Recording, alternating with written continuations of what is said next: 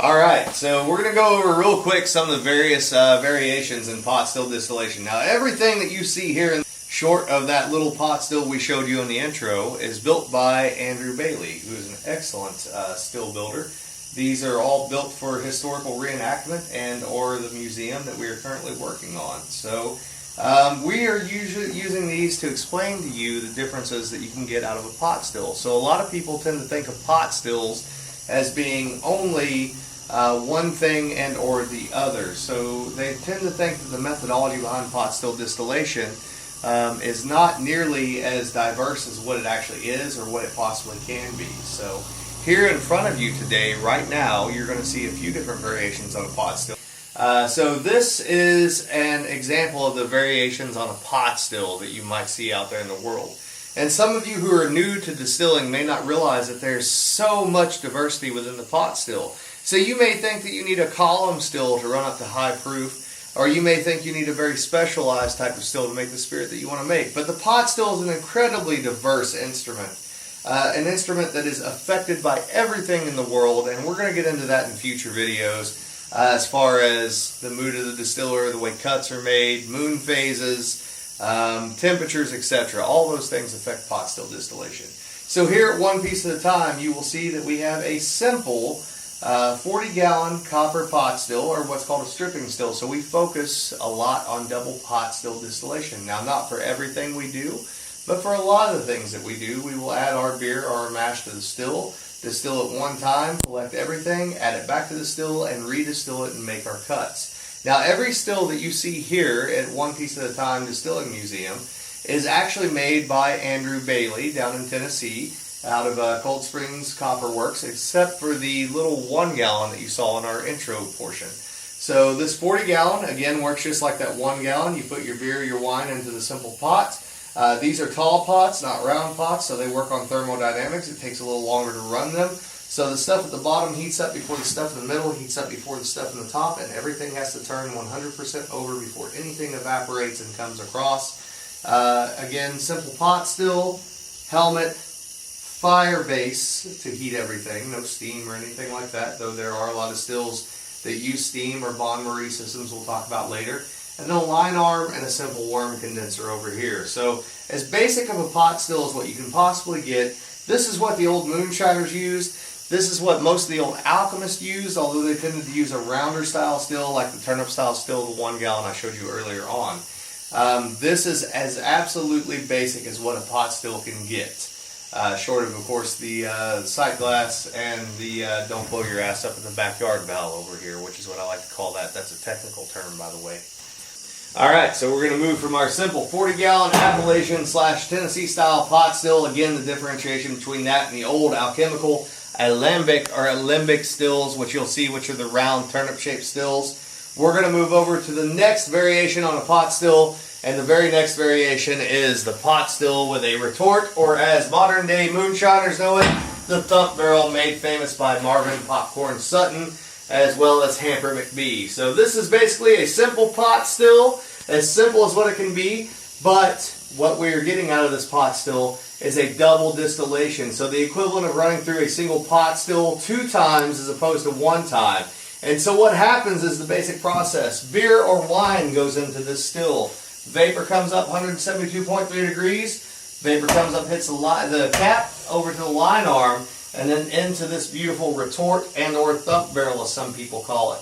Now in this retort or thump barrel, you can do a number of different things. And one of the things you can do is you can add a little bit of your low wine, or the first run off the still to that at 70 proof. You can add some high wine at a higher proof, so that's a little dangerous. Or you can add some of your beer or wine as your base to raise your alcohol content, or you can add various flavors to it. And what you'll do is you'll fill this 1/3 of the way up with your liquid alcohol solution.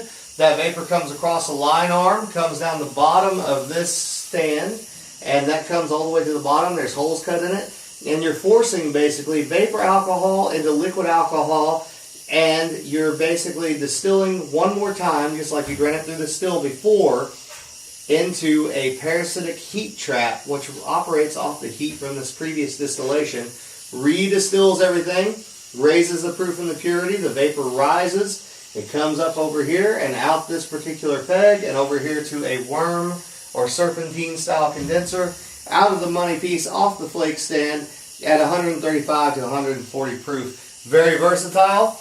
Even though this is considered backwoods technology, this is actually something that's still used to this day, in particular by Caribbean rum distillers.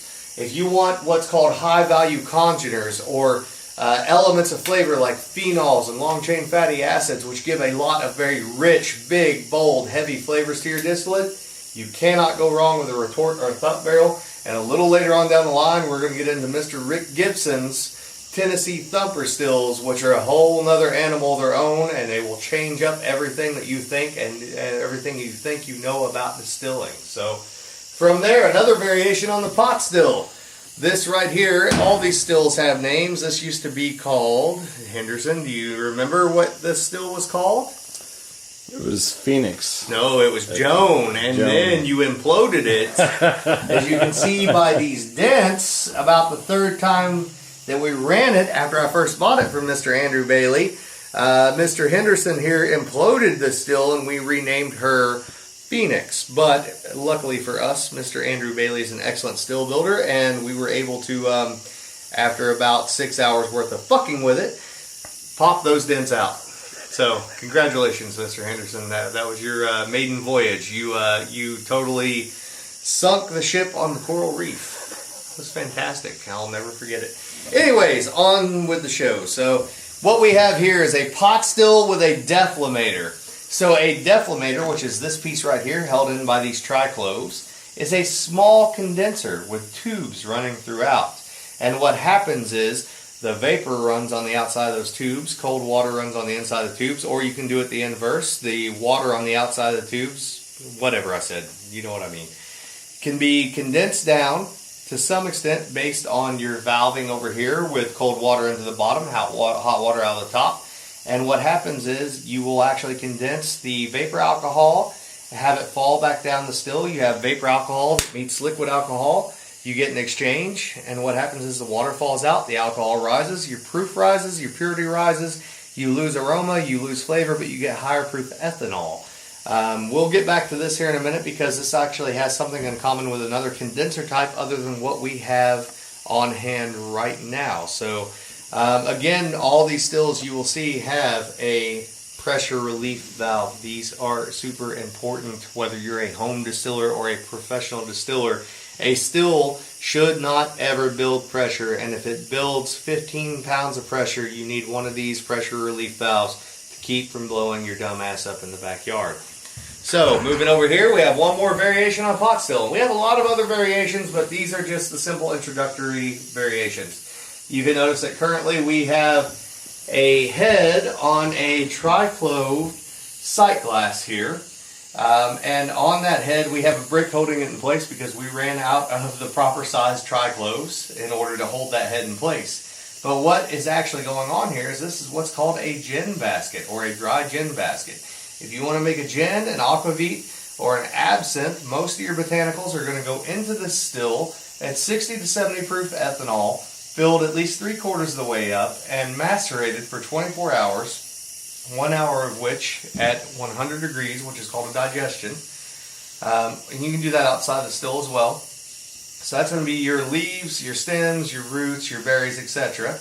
that go into your alcohol. But there are certain botanicals that you don't want to go into the alcohol because you'll pull off very much heavier oils, which give a very soapy flavor. So in particular, citrus elements and or floral elements, let's say jasmine, lavender, etc., are going to go into what's called a gin basket. And a gin basket is essentially exactly what it sounds like. It's a basket that holds dry botanicals. We're going to take the helmet off of this still right now so you can look down in there. And action.